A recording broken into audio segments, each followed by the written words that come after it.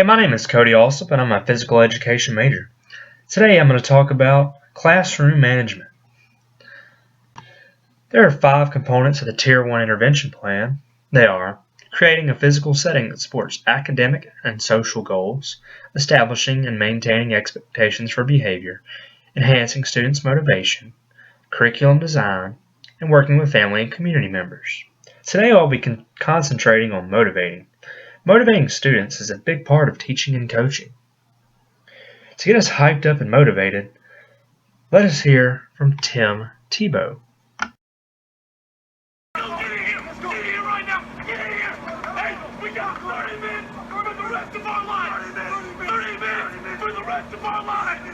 That's our battle first half. It ain't happening. We get the ball. I promise you one thing. We're going to hit somebody and we're taking downfield for a touchdown. I guarantee you that.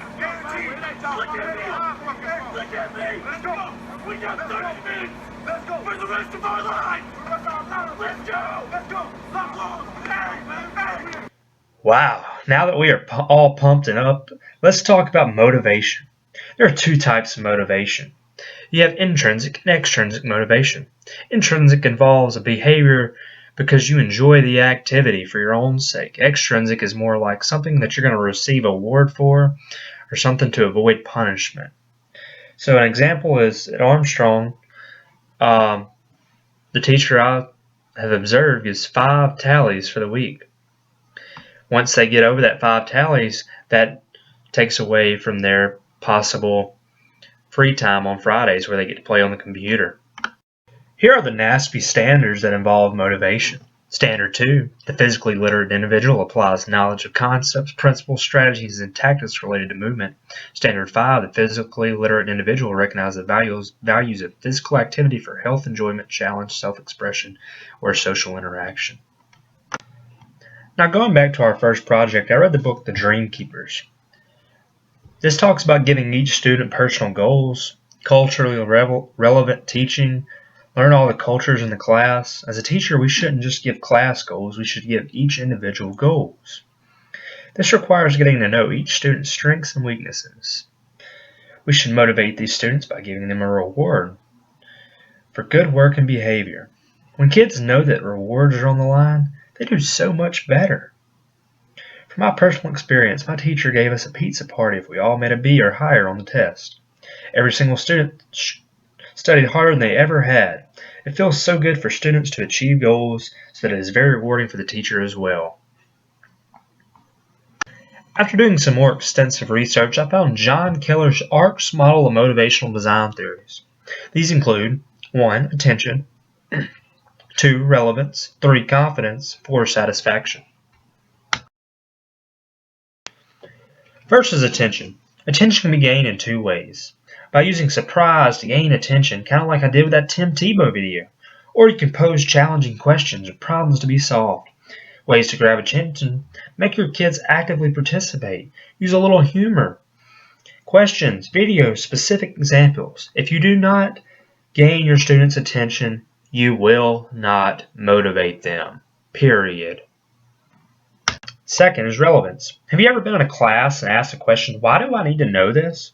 Well, this is a very important question for students. If you want your students to be motivated, then you must make it relevant to past experience, present worth, and future usefulness. For example, in my PE class, when we talk about aerobic exercise, I will explain to them that they will need to know they have to have 150 minutes of exercise per week.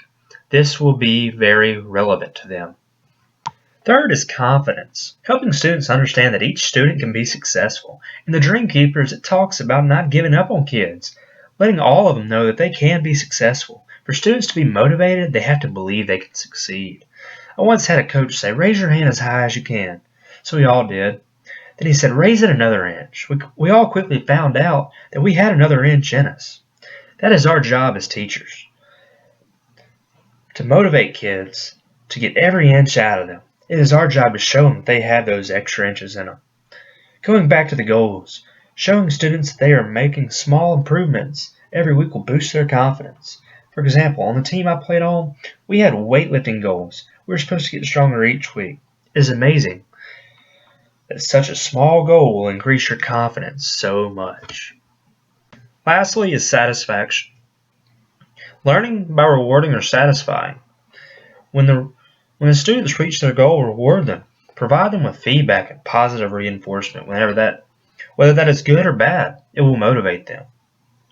I once played on a team where the coach never said anything negative or positive. It was kind of just like whatever. It was so hard to be motivated because you didn't feel the satisfaction of doing anything well. I have a lot of experience with motivation or lack thereof. From my experience tutoring over at Armstrong Middle School, I have now realized that the students don't suffer from a lack of ability, they suffer from a lack of motivation. The teachers over there aren't really making it relevant to their future. A lot of them don't understand why they need to learn English or why they need to tutor in English. Specifically, the child that I'm helping, he really doesn't understand that, but he has the capability to learn. I've tried to tell him that he's going to need that kind of knowledge to be successful in a job interview situation later in life. I think since I've tried to make it more culturally relevant, like we said in Gloria Ladson-Billings' book, he has started to grasp onto this concept a little more, and he's starting to be a little bit more motivated to learn. I also think that students like to learn from kids like me who are a little bit closer to their age. Sometimes it's easier for them to learn from a guy like me or a classmate than it is to learn from the teacher they're always seeing every day. Sometimes that can get old to them, and sometimes having a new face come in and talk to them can really be helpful.